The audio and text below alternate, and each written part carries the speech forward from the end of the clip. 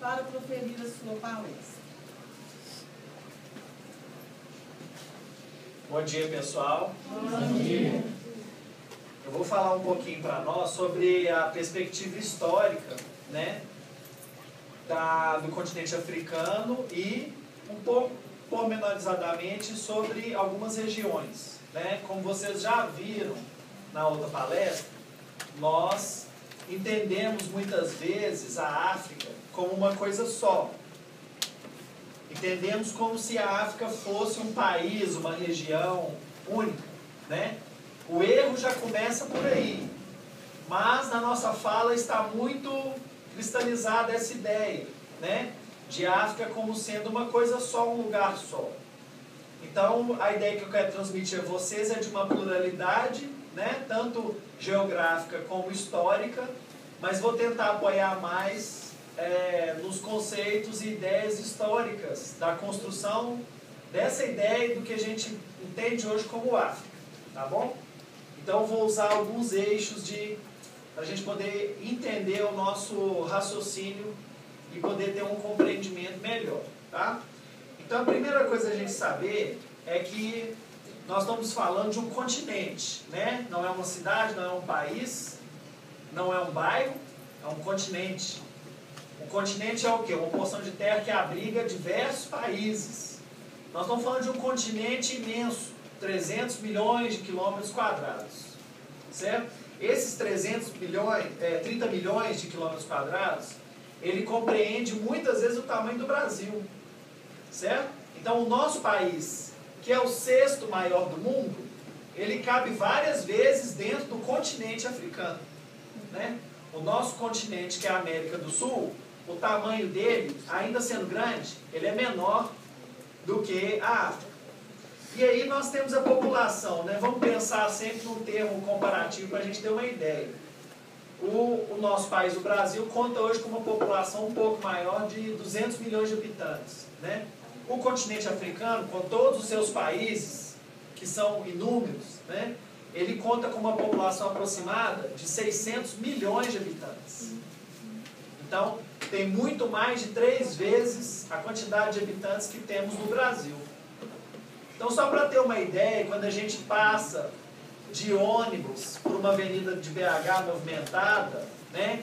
A gente vai, às vezes, do centro, algumas vezes a gente passa pelo centro, não é verdade? De ônibus, a gente vê aquela montanha de gente transitando todos os dias. A cidade de Belo Horizonte, junto com a região metropolitana, que compreende Betim, Contagem, né? Ribeirão das Neves, Santa Luzia e outras cidades, compreende mais ou menos aí alguma coisa em torno de 4 milhões e meio de habitantes, né? 4 milhões, pessoal, na nossa região aqui de Belo Horizonte. E o continente africano conta com 600 milhões de pessoas. Então é uma proporção muito gigante, né? E essa ideia de ser imenso traz também junto uma ideia de diversidade, pluralidade. Quando eu falo diversidade, a gente pensa um pouco em coisas diferentes, certo? E pluralidade, plural. Porque a ideia de plural também é interessante, porque ela dá para nós uma sensação de que diversos diferentes convivem, certo? Então, assim como no Brasil, né, na nossa sociedade, nossa cidade, Belo Horizonte, nós temos pessoas completamente diferentes uma das outras, né, em diversos aspectos, também nas cidades africanas, na cidade dos países africanos, temos pessoas totalmente diferentes. Então, não é muito diferente como se imagina um cotidiano de uma grande cidade africana com uma grande cidade brasileira. É muito parecido, na verdade, né? Aliás, essa constatação nos remete também ao nosso passado, né? Nós precisamos lembrar que grande parte da nossa população foi composta no passado por habitantes nativos do continente africano que foram trazidos para cá, né? Numa determinada situação. Então, a nossa sociedade, ela não é muito distinta da sociedade das cidades africanas, certo? Isso é uma ideia que muitas vezes a gente não para pensar. Então, uma coisa que eu quero abordar com vocês aqui é a respeito de ser a África considerada o berço da humanidade. Então, só para a gente ter uma noção, o professor Fábio já deve ter comentado a respeito das divisões que se faz no continente. Você tem um continente imenso que tem um deserto no meio, mais ou menos no meio, o deserto do Saara. O deserto do Saara é considerado uma barreira natural, né? Uma barreira que eu digo no sentido de trânsito de pessoas. Então, esse deserto, ele não é uma área intransponível, mas ele constitui uma barreira. Isso quer dizer que as populações, elas se comunicam, mas o deserto, ele impõe um certo obstáculo. Então, com o passar de anos, né, e eu não estou falando de 2 anos, eu não estou falando de você do 7º e para o 8º e para o 9º, eu estou falando com o passar de muitos anos, passar de séculos, nós temos aí, com esse obstáculo natural no meio do continente, vai provocando uma diferenciação entre povos, né? As populações que moram no norte, elas vão adquirindo características próprias, e as populações que vivem abaixo do deserto, considerado o centro e o sul, vão adquirir características próprias também. Então, essa questão do continente africano ser considerado o berço da humanidade, ela também passa por aí. Nós temos, na geografia, principalmente dessa parte norte do continente africano e da parte próxima, que nós podemos imaginar ali à direita, nós temos onde está escrito Trópico de Câncer, nós temos a região chamada de Oriente Médio, certo? Acima da parte verde temos um mar pequeno, que é o Mar Mediterrâneo, e logo acima do Mar Mediterrâneo fica a Europa. Essa região toda que vai do norte da África, nesse sentido, essa região ela é chamada de crescente fértil, certo? Ela é uma região que historiadores, biólogos, antropólogos, arqueólogos, muitos tipos diferentes de ciências consideram como a região onde as primeiras formas de organização humana se desenvolveram. E esse crescente fértil, ele pega tanto uma parte oriental, uma parte da Europa e um trecho da África.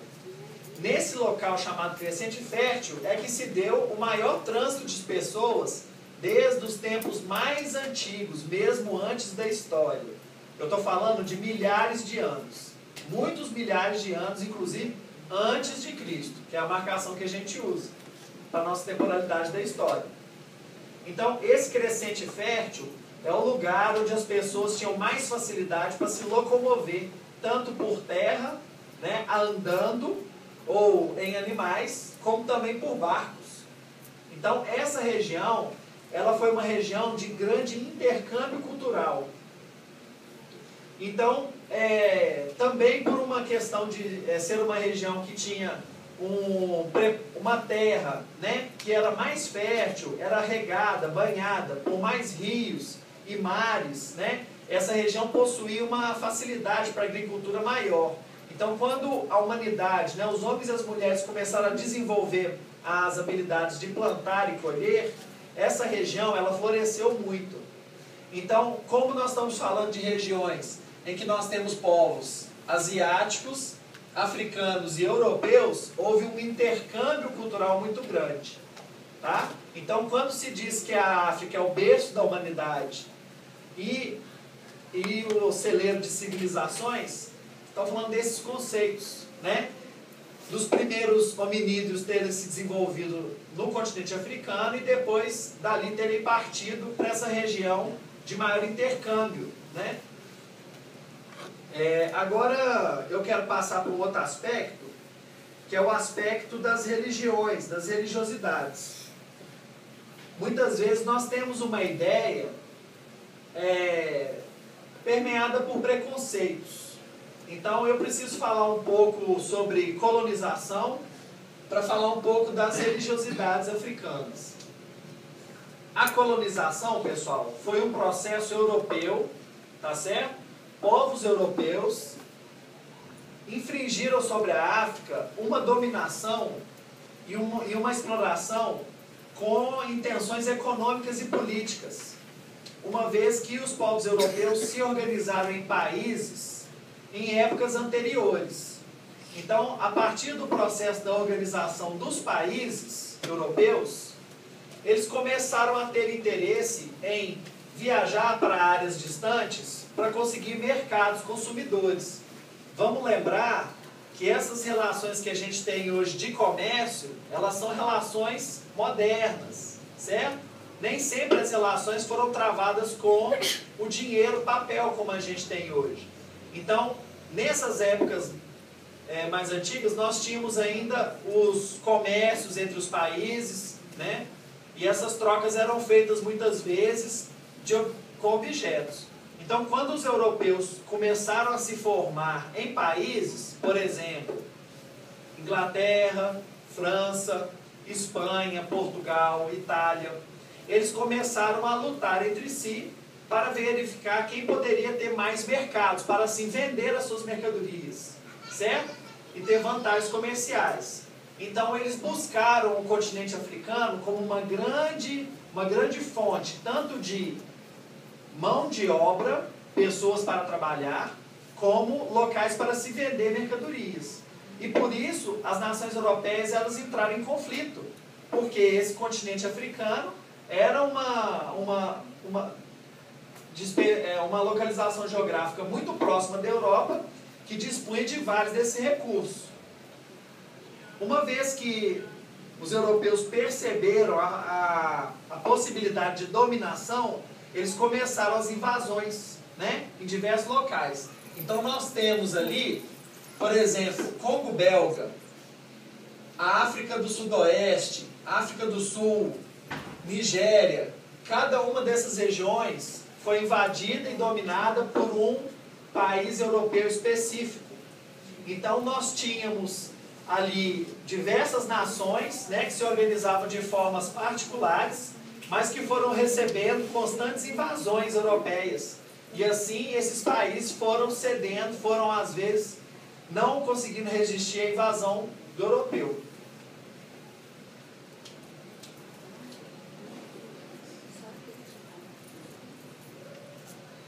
Vocês podem imaginar também que seria complicado, uma vez que eles não atacavam de uma forma coordenada, como a gente pode imaginar uma guerra hoje, certo? Eles atacavam geralmente pessoas isoladas, grupos pequenos, iam levando as pessoas contra a sua vontade, né? O que a gente chama de escravidão, pessoal, foi na verdade um sequestro. As pessoas eram sequestradas nas suas casas, nas suas terras, nas suas aldeias e levadas contra a sua vontade para um outro lugar, que foi o que aconteceu entre a África e o Brasil, né? Os povos portugueses iam até países africanos, sequestravam pessoas e traziam para cá. O fato das pessoas virem contra a sua vontade não era respeitado. Não existia ainda as noções de direitos universais, ou se existiam, elas não eram respeitadas, né? Então existia as concepções preconceituosas de que o africano ele era uma população inferior, porque ele não tinha tecnologia. Isso é uma mentira, certo? Existia sim tecnologias próprias, não exatamente iguais às dos europeus. E por isso, os europeus começaram a cultivar a imagem do africano como um povo inferior, do africano como um povo fraco que não resistia. Daí, eles trazerem as pessoas para os outros países para trabalharem, né, de forma forçada, como escravos. Então, essa ocorrência, né, desse fato, os europeus foram investindo nessa imagem dos africanos como inferiores, como sem tecnologia e sem cultura, para poder justificar, né, a colonização e a intenção europeia falsa de civilizar a África. Né? Por que eu digo falsa? Porque a intenção era muito mais exploratória, né? Exploratória da mão de obra e dos recursos naturais. Né? Você tem abundância de ouro, abundância de diamantes, abundância de minérios, né, valiosos para a indústria, que na Europa já eram escassos, né, desde o século XIX. Então nós tivemos aí essas questões. Então você veja, por um lado, né, o continente africano foi o berço, né, onde se deu o surgimento tanto do homem moderno, né, como nós entendemos, e também das civilizações, mas por um lado ela foi refém de um processo, né, histórico de desvalorização e que depois surgiu o preconceito e o racismo a partir desse processo. Então uma coisa muito importante que tem que ser dita a respeito das religiosidades é que muitas vezes as religiões de matriz africana, elas são associadas a coisas negativas, né? Então, por exemplo, as diversas culturas africanas sempre tiveram em contato, né, muito direto. E nós temos que lembrar que são povos que nem sempre eram urbanos, eram povos que moravam no campo, povos que não moravam em cidades, certo? E muitas vezes essas práticas, né, eram feitos rituais que para as pessoas de outros lugares era considerado estranho, era considerado uma coisa, né, não religiosa. Então, junto com essa ideia de colonização, foi sendo divulgada a noção de que as religiões africanas são bruxaria, são fruto de uma coisa negativa. E também é uma visão preconceituosa. Tanto é que quando a capoeira chega ao Brasil, ela é considerada uma prática proibida, certo?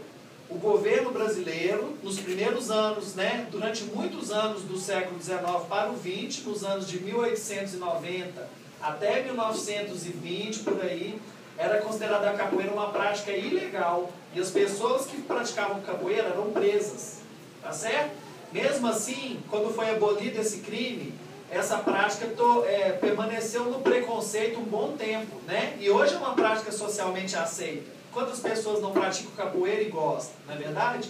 Assim, hoje a gente tem o candomblé, né, e outras religiosidades africanas com uma perspectiva preconceituosa na sociedade. A capoeira ela foi considerada agora patrimônio, foi? Considerada patrimônio humano, né? Patrimônio reconhecido pela Unesco, né, e reconhecido pelo mundo todo, né? Quantas vezes nós não vimos na televisão europeus que vêm para o Brasil, né, para poder conhecer a capoeira. Então, tem também essa questão muito importante, né, que eu gostaria de que todos que tiverem dúvida me perguntassem, porque as religiões africanas, às vezes, elas despertam essa sensação de que é uma coisa negativa, uma coisa pagã, né, uma coisa não cristã. Nós temos que lembrar, pessoal, que as religiões que têm matriz cristã, elas vieram, né, de uma região oriental, certo? A figura histórica de Jesus Cristo, que viveu e teve sua vida retratada na Bíblia Sagrada, né, no livro chamado Bíblia Sagrada, foi uma pessoa que viveu no Oriente, ele não viveu na África, certo? Então, essa personalidade histórica de Jesus é muito conhecida no mundo todo, mas ele não é de conhecimento de todas as pessoas, tá certo? Então, quando a gente pensa que as religiões se desenvolvem dentro da cultura, a gente pode imaginar que tem culturas que não desenvolveram religiões da mesma matriz que outras. Entende? Então, assim, essa sensação de que dá das religiões africanas, isso aí é uma forma de preconceito. E como é que a gente combate preconceito? Conhecendo. Conhecendo, procurando conhecer as pessoas. Tá certo? Isso é uma questão muito importante. Então, para finalizar, eu quero dar uma palavra rápida sobre a questão do preconceito, né? Então, assim, é uma questão que a gente carrega na nossa sociedade, que é muito forte, muito devido à questão da escravização dos negros aqui. Como nós já falamos, né? As pessoas africanas foram trazidas contra a sua vontade, né? Por meio de sequestros, e foram obrigadas no Brasil a trabalhar, né? Das pessoas portuguesas, né? E assim a nossa sociedade, no passar dos anos, ela se formou da mistura entre pessoas portuguesas, pessoas africanas e as pessoas indígenas que já moravam aqui, certo? As pessoas se misturaram e deu origem ao Brasil, um país miscigenado, né? Então, o que acontece é que, durante o processo da escravidão, as pessoas negras, elas não eram consideradas pessoas, tá certo? Isso é uma ideia que nem todo mundo entende, porque isso é uma ideia complicada de entender. O negro africano, ele era considerado um instrumento de trabalho, um objeto. E por isso as pessoas negras não eram respeitadas e eram obrigadas a trabalhar. Tá certo? Com o final do processo da escravidão em 1888, por uma lei, né, não foi feito um trabalho de inserção, trabalho de socialização dos negros que antes nem eram pessoas, para passarem a ser pessoas e interagir na sociedade. Não foi feito esse trabalho. E por muitos anos, né, as pessoas negras viveram marginalizadas, viveram fora, né, das possibilidades e oportunidades sociais que todas as outras pessoas tinham. Então, por isso, nós vivemos no Brasil um processo, né, de marginalização, tá certo? Das pessoas negras. E por isso nós temos, né, vários acontecimentos que nos levam a pensar, né, de entender as pessoas negras como diferentes e inferiores. Não é verdade. Tanto é que uma ideia de raça, quando se pensa em raça, então se pensa em negro. Quando se pensa em raça, pensa em branco. Certo? Então isso é para provar que a ideia de raça também, ela já não faz sentido, não é verdade? Já que a ciência biológica, ela já comprovou há mais de 100 anos que nós não temos diferenças genéticas biológicas, não temos. Tá certo? A cor de pele não constitui uma diferença biológica. Então a ideia de raça não é uma ideia biológica, pessoal. É uma ideia social. Precisa ser compreendida para que nós não ficamos, né, nessa questão de Então vou encerrar a fala agora, se vocês quiserem, né, façam como a diretora disse, para passar as dúvidas, porque nós vamos querer debater, né, com certeza, fazer uma roda de conversa, para a gente poder fazer, né, debate.